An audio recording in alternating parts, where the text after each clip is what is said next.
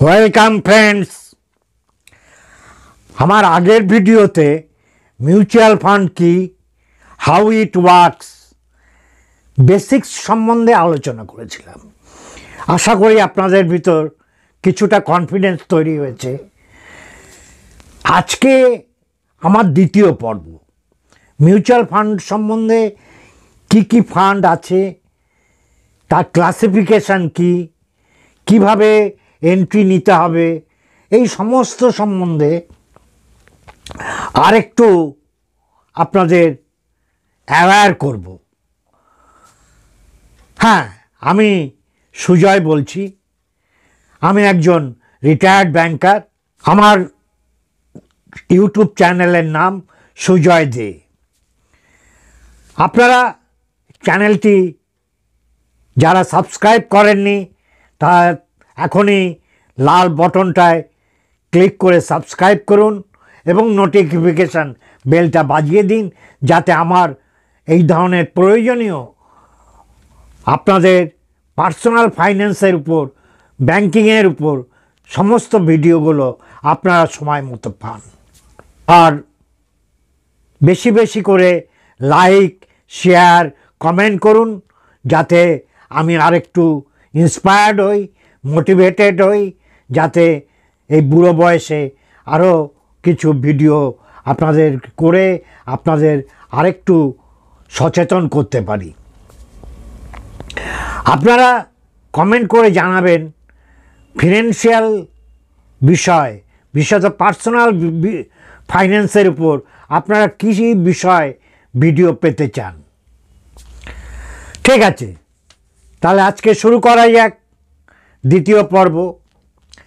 এই পর্বে আমরা আলোচনা করব যে মিউচুয়াল ফান্ড কত রকমের হয়। মিউচুয়াল ফান্ড যে ফান্ডটা ওরা ফান্ড হাউসগুলো, অ্যাসেট ম্যানেজমেন্ট কোম্পানি, তার যে ফান্ড ম্যানেজার, তারা কোথায় কোথায় বিনিয়োগ করে, মূলত তিনটে শ্রেণীতে আমরা ভাগ করতে পারি। এক, ইকুইটি;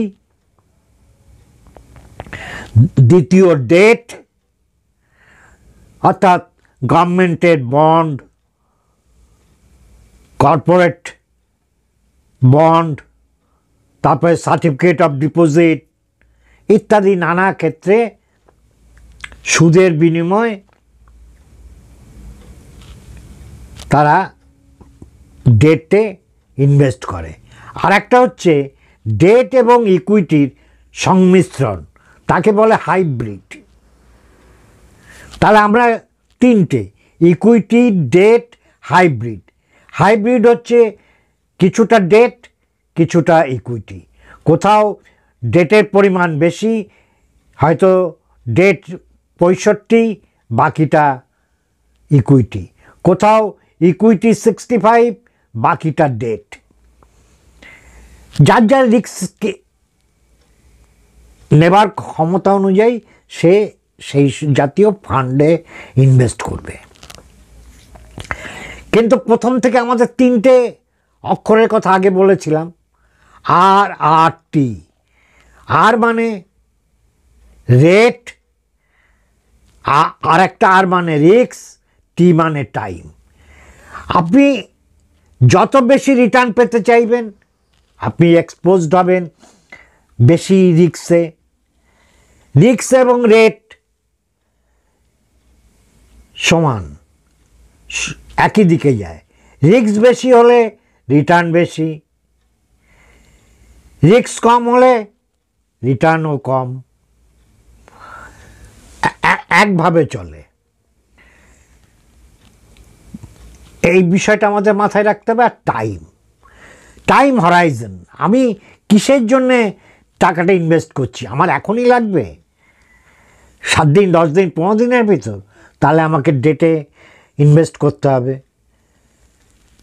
অনেকটা মানি মার্কেট ইনস্ট্রুমেন্টের মতো।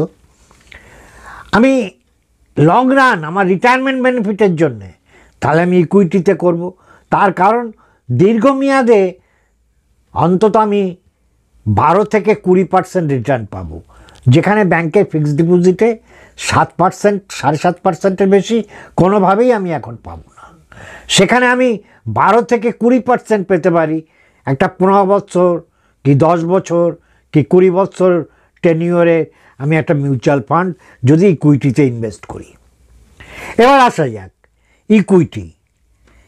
ইকুইটি মানে হচ্ছে বাজারে যে শেয়ারগুলো আছে তাকে আমরা ইকুইটি বলি।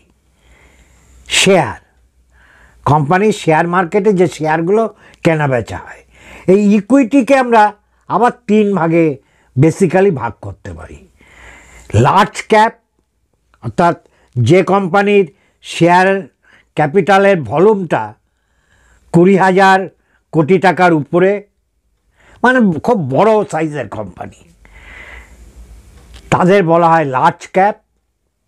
তারপরে আছে মিড ক্যাপ, যাদের ক্যাপিটাল স্ট্রাকচারটা, মার্কেটকে ক্যাপিটালাইজেশনটা, তাদের যে শেয়ারের যত শেয়ার আছে তার যে মার্কেট ভ্যালু, সেটা যদি 5,000 থেকে 20,000 কোটি টাকার ভিতর হয় তাহলে সেটাকে মিড ক্যাপ বলে।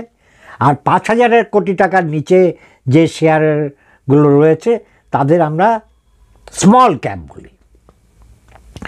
এই ফান্ড হাউসগুলো বিভিন্ন ফান্ডে তারা ইনভেস্ট করে। কেউ শুধু লার্জ ক্যাপে ইনভেস্ট করলো।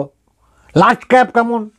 তারা হচ্ছে খুব বিশাল বিশাল বিশাল কোম্পানি, তারা প্রথিতযশা স্টাবলিশড কোম্পানি, তারা হঠাৎ দৌড়ায় না, তারা ধীর গতিতে এগোয় কিন্তু উপর দিকেই চলতে থাকে।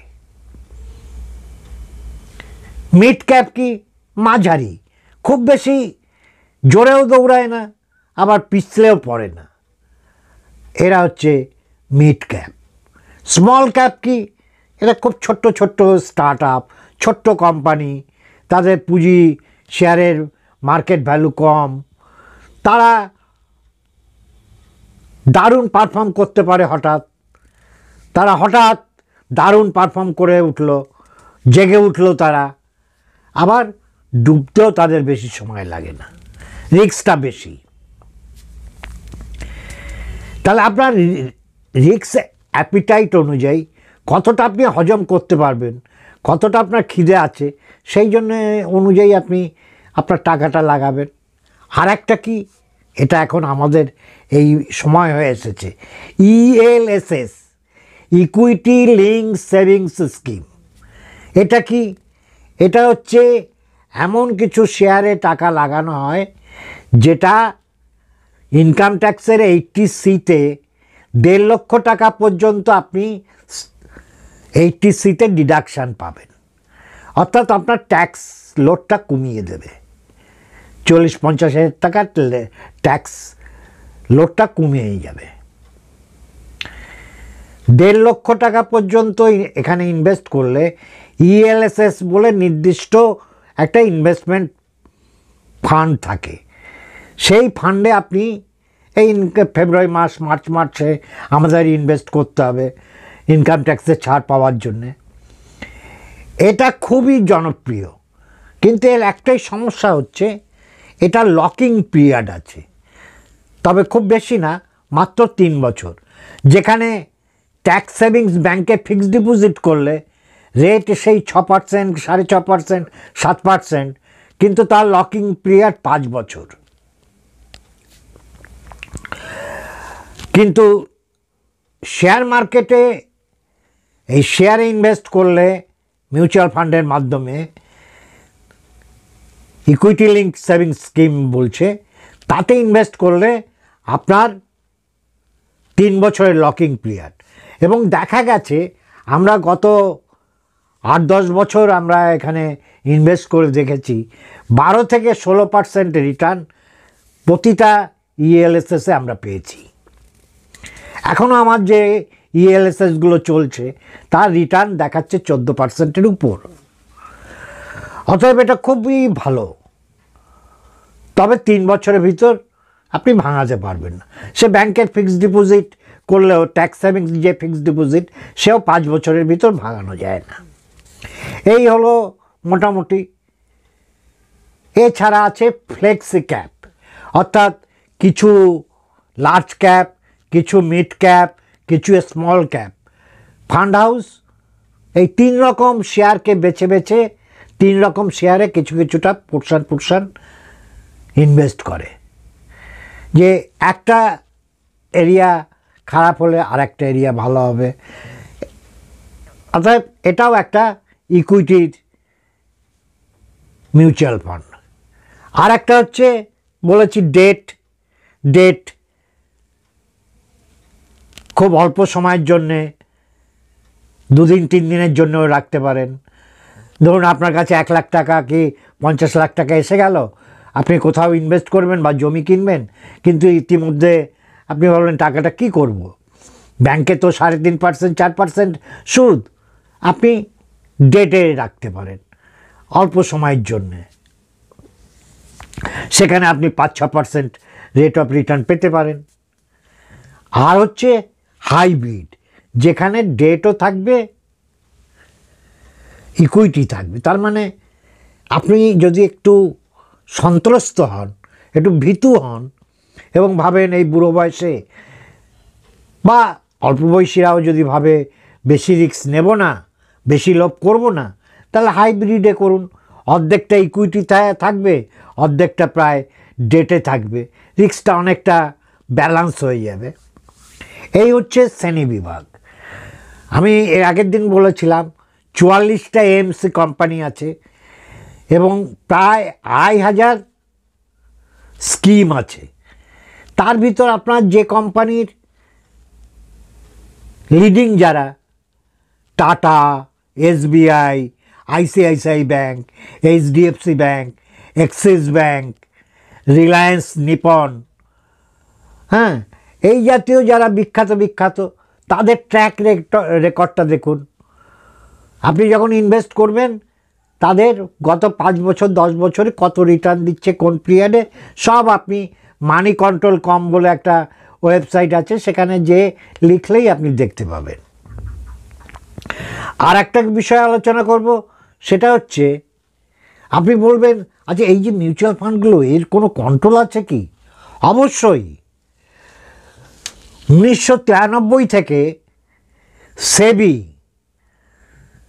Securities exchange board of India, securities exchange board of India, এরা কিন্তু এই এএমসিগুলোকে ভীষণভাবে কন্ট্রোল করে, তাদের প্রতিটা পদক্ষেপের উপর নজর রাখে। অতএব এটা যে হঠাৎ একটা কোম্পানি এলো বললো আমরা টাকা বাজার থেকে তুলবো, শেয়ার মার্কেটে খাটাবো, এ বললে হবে না। তাদের সমস্ত ডিক্লারেশান, স্টেটমেন্ট, তারা কিভাবে করবে, কোন ফান্ডে টাকা লাগাবে, সমস্ত আগে সেবিকে জানাতে হবে। সেবি অ্যাপ্রুভাল দিলে তবেই তারা ফান্ড লঞ্চ করতে পারবে, অর্থাৎ জনগণের কাছ থেকে টাকা তোলার জন্য আবেদন করতে পারবে। এই যে প্রথম যে ফান্ডটা তৈরি হবে তাকে কি বলা হয়?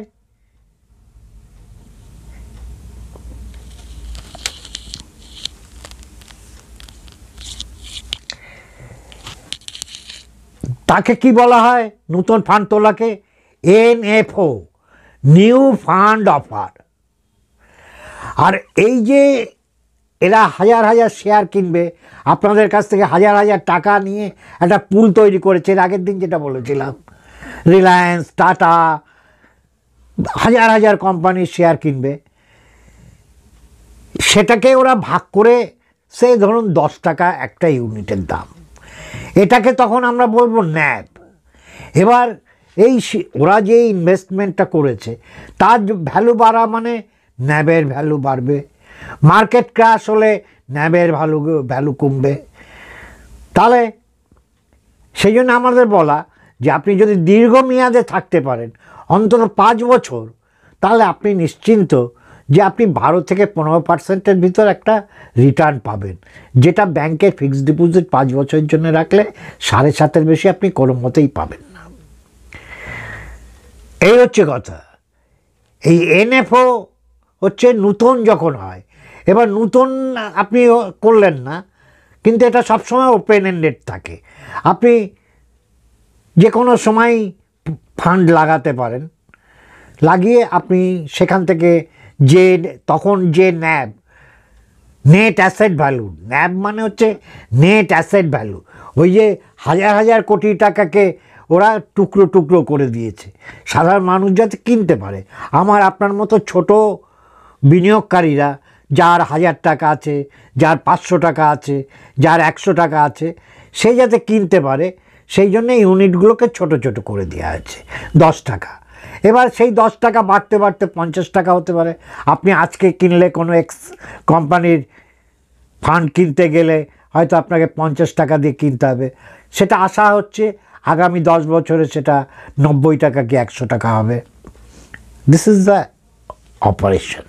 অনেকে আমাকে প্রশ্ন করছেন যে এখানে ইনভেস্টমেন্ট আমার 500 টাকা আছে, আমি করতে পারবো? আমার 1000 টাকা আছে, 500 টাকা আছে, আমার 1 লাখ টাকা আছে, কি করে করব? মিউচুয়াল ফান্ড দু ধরনের মানুষের প্রয়োজনের জন্য তৈরি করা হয়েছে। এক হচ্ছে যারা চাকরিজীবী, নির্দিষ্ট আয়, নির্দিষ্ট সময় একটা আয় আসে, তাদের জন্য সেফ সিস্টেমেটিক ইনভেস্টমেন্ট প্ল্যান। আমি সেটা 500 টাকা হতে পারে, 5000 টাকা হতে পারে, 50,000 টাকা, প্রত্যেক মাসে আমার একটা নির্দিষ্ট দিনে ব্যাংক থেকে কেটে কোম্পানিতে জমা হবে। ওরা সেই দিনের প্রাইসে আমাকে কয়েকটা ইউনিট দেবে। যত টাকা আমার 5,000 টাকা কেটেছে, 5,000 টাকায় সেদিনকার ওই কোম্পানি, ওই হাউসের, ওই ফান্ডের ইউনিটের যা বাজার দর, সেই দরে 16 টাকা যদি সেদিনকার রেট হয় প্রতিটা ইউনিটের, তাহলে 16 ডিভাইডেড বাই 5,000 যা হবে আমাকে সেই কটা ইউনিট দেবে। প্রতি মাসে এইভাবে রেগুলার কাটবে। আর একটা হচ্ছে চাষি, ব্যবসায়ী, তারা হয়তো এককালীন টাকা পেলেন, বা অনেকে হয়তো বোনাস টোনাস বা কোনো জমি জমা বেচে এককালীন কিছু টাকা পেলেন। তাহলে তারা কি করে ইনভেস্ট করবেন? তারা লামসাম বা ওয়ান টাইম ইনভেস্টমেন্ট, সেটাও করা যাবে। তাহলে এটা ক্লিয়ার হলো। কি করে করবেন আপনি? হয় আপনি সরাসরি, যদি আপনি সময় থাকে, একটু প্রযুক্তি জ্ঞান থাকে, যে কোনো এএমসি ওয়েবসাইট, যেমন স্টেট ব্যাংক মিউচুয়াল ফান্ড লিখলেই কম্পিউটারে স্টেট ব্যাংক মিউচুয়াল ফান্ডের ওয়েবসাইট আসবে। সেখানে আপনি লগ ইন করে আপনি যে ফান্ডে টাকা ইনভেস্ট করতে চান, সব ফান্ড ছবির মতো দেখাবে। আপনি সেটা ক্লিক করে সেখানে আপনার টাকা, যত টাকার করবেন সিপ বা ওয়ান টাইম ইনভেস্টমেন্ট, সেগুলো সব পরপর বসাবেন। আপনার প্যান এর আইডেন্টিফিকেশান হয়ে যাবে। এই সমস্ত কাজ হয়ে গেলে আপনি ডিরেক্টলি করতে পারেন। এটা একটা, অথবা কোনো ব্রোকারকে ধরতে হবে। তাহলে এটা হয়ে গেল। আর একটা বিষয়ের দ্বিমত আছে, অনেক বিশেষজ্ঞ অনেক রকম ইউটিউবে বলেন, সেটা হচ্ছে ডিরেক্ট করব, মানে ডিরেক্ট প্ল্যান নেব না রেগুলার প্ল্যান। এই কথাটার মানেই তো কেউ, অনেকে, বেশিরভাগ লোকই বোঝে না। রেগুলার হচ্ছে মূলত এই সমস্ত ব্রোকারদের মাধ্যমে, বিভিন্ন ব্যাংকের মাধ্যমে আপনি যদি ইনভেস্ট করেন মিউচুয়াল ফান্ডে, তাকে বলে রেগুলার।